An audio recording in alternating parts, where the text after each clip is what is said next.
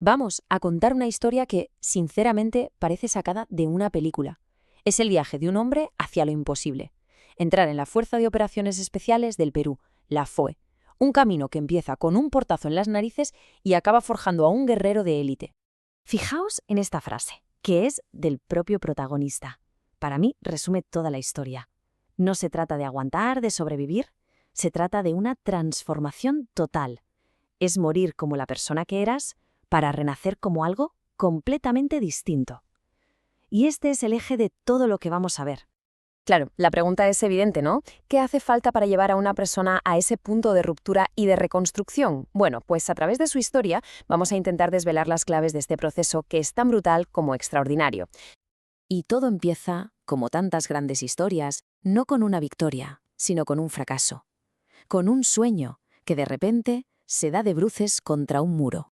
Su primer objetivo, su gran sueño, era la escuela naval, el CITEN. Pero se encontró con un obstáculo que no podía saltar, su estatura. Le dijeron que era demasiado bajo.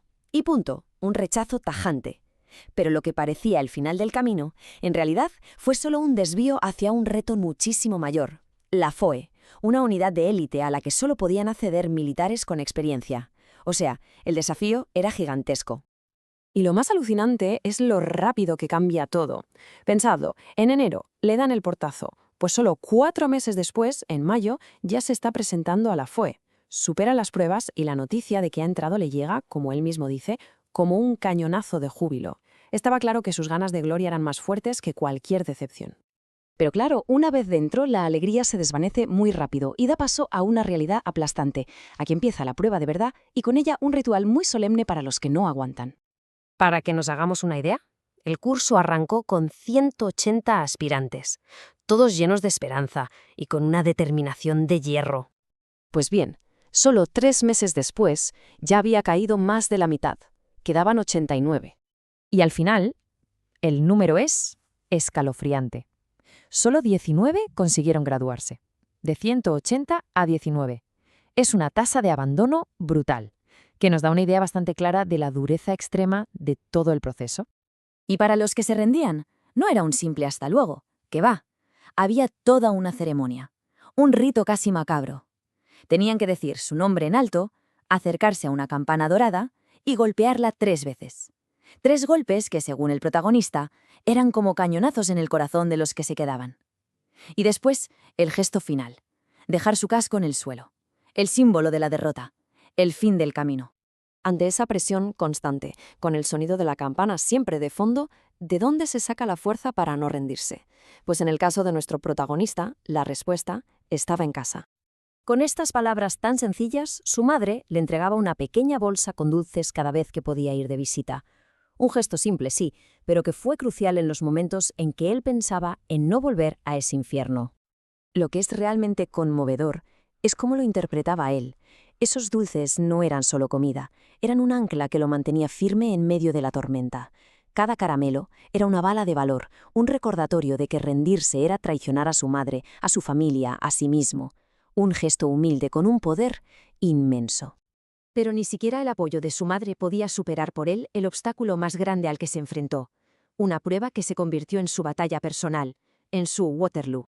La prueba en teoría era simple, nadar 50 metros bajo el agua, a pulmón. Pero era la llave para superar la temida Semana del Infierno. Si fallabas, solo había una consecuencia, la campana. No había segundas oportunidades. Aquí se ve la verdadera dimensión del problema. Con un esfuerzo sobrehumano, él apenas llegaba a los 25 metros, la mitad del recorrido. El objetivo parecía literalmente el doble de lo que su cuerpo era capaz de aguantar. Llegó la última oportunidad. Al borde de la piscina, a punto de lanzarse, estos pensamientos le golpearon con toda su fuerza. No era solo una prueba física, era el futuro de su vida, el honor de su familia. Todo se jugaba en esos 50 metros de agua. Se lanzó. A los 25 metros sus pulmones ardían, pero siguió adelante, metro a metro. La vista se le empezó a nublar. Perdió la noción de la realidad. Vio pasar su vida como si fuera una película, y finalmente se desmayó. Se hundió en la oscuridad del agua, sin saber si lo había conseguido o no. El suspense era total.